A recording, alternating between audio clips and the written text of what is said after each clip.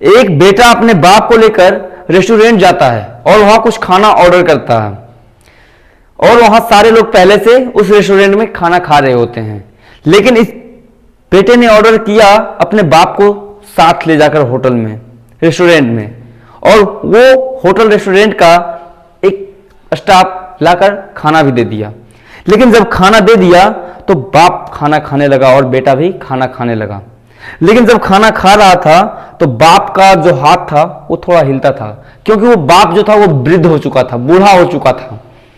थोड़ा ये स्टोरी जो है हो सकता है 5 से 7 मिनट का भी बन जाए, तो वीडियो को स्किप मत कीजिए और छोड़कर जाइएगा नहीं, क्योंकि ऐसी घटना आपके साथ भी घट सकती है, इसलिए आप चेत जाइए। बहुत जरूरी कहानी में आपको सुनाने जा रहा हूं।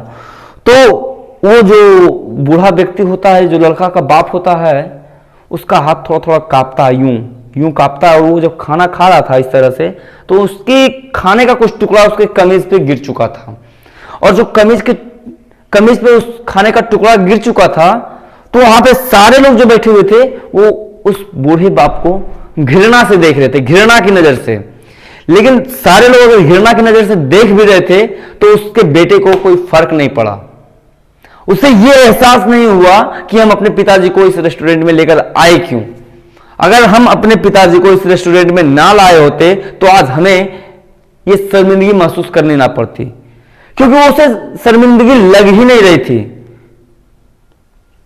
खाना खा लिया। जब खाना खा लिया तो अपने पिताजी को लेकर एक बाथरूम में गया, उस रेस्टोरेंट के बाथरूम में। और बाथरूम में जाने के बाद उनके कमीज पे खाने का टुकड़ा गिरा हुआ था, तो उसे साफ किया। और जब साफ किया तो उसके बाद निकला उस बाथरूम से और बिल जो था वो पे किया, और बिल पे करके वहां से चलने लगा। जब चलने लगा तो वहां पे एक और वृद्ध व्यक्ति था, एक दूसरा बूढ़ा व्यक्ति था, जो कि उस बच्चे को बुलाया और पूछा, बेटा इधर सुन। तो वो बच्चा बोला, जी हाँ बोलिए अंकल जी। लेकिन जैसे ही वो अंकल जी कहता है तो बूढ़ा व्यक्ति जो रेस्टोरेंट में पहले से था वो कहता है कि क्या तुम यहां कुछ छोड़ के जा रहे हो, तुम्हें मालूम है? वो बच्चा बोला, कुछ नहीं, मेरे पास तो ऐसी कोई चीज थी नहीं जो कि मैं यहां छोड़ के जा रहा हूं। तो वो बूढ़ा व्यक्ति कहता है जो रेस्टोरेंट में पहले से था कि नहीं, तुम यहां कुछ छोड़ के जा रहे हो, और वो बहुत महत्वपूर्ण चीज छोड़ के जा रहे हो तुम।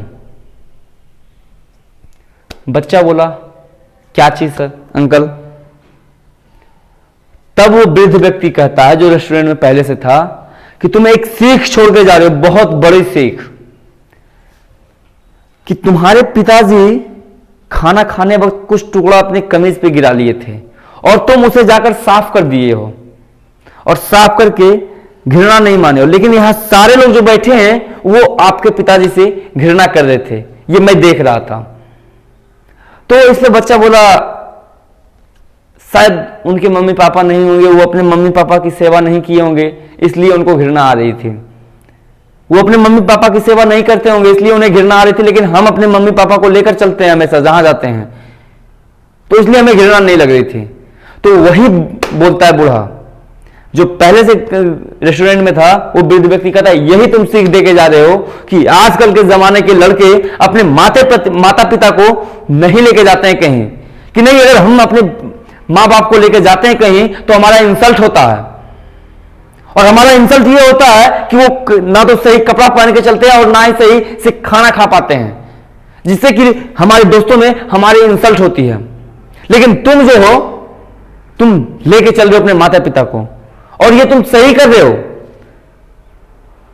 तो हमारा इस वीडियो का सुनाने का मुख्य उद्देश्य यह था कि अगर आपके पिताजी भी वृद्ध हो चुके हैं, मजबूर हो चुके हैं, लाचार हो चुके हैं, तो उनका साथ मत छोड़िए मेरे दोस्त, क्योंकि वही मां बाप ने आपको उस लायक बनाया कि ऐसे ऐसे दोस्तों के साथ आप रह रहे हैं जो कि बहुत बड़ा दोस्त हैं, बहुत इज्जत के घराने वाले लोग हैं आपके दोस्त।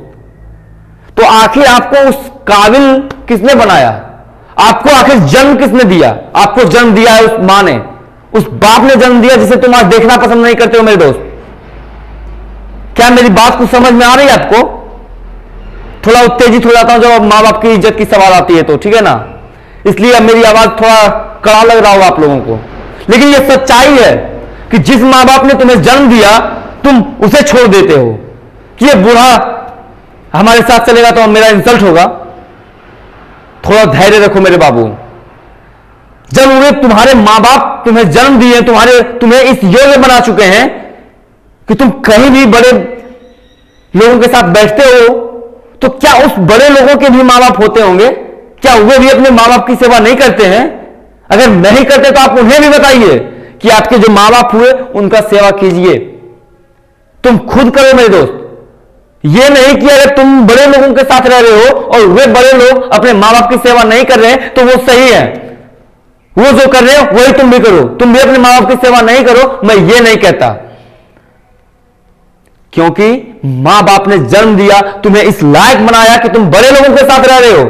अगर तुम बचपन में फटा पुराना कपड़ा पहनकर गंदा हो जाते थे, तुम कपड़े को गंदा कर देता था, तो तुम्हारी मां साफ करती थी वो कपड़ा को और तुम्हें कुछ बोलती भी नहीं थी, बल्कि तुम्हें प्यार करती थी कि यही बच्चा है। लेकिन आज वही मां बाप का अगर हाथ कांप रहा है, कमजोरी आ गई है और गंदगी हो जाती है कपड़ा, तो आप उन्हें साथ में लेके जाना पसंद नहीं करते।